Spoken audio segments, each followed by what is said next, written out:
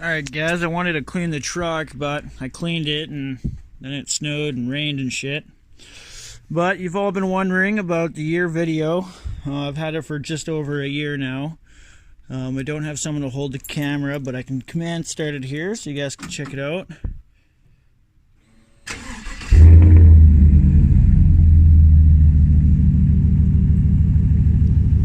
So many of you asked about check engine lights. I haven't got any check engine lights up, pop up anyways. When I have it in V4 mode, I'm rocking, I think it was like 16.1, but when I put it in V8, let's see if it'll tell me here.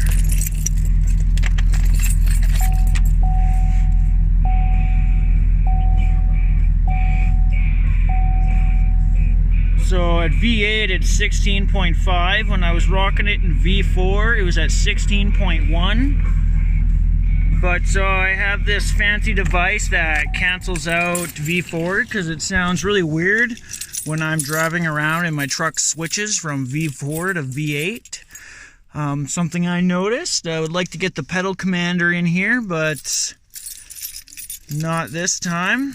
But let's see if we can get a rev video from in here.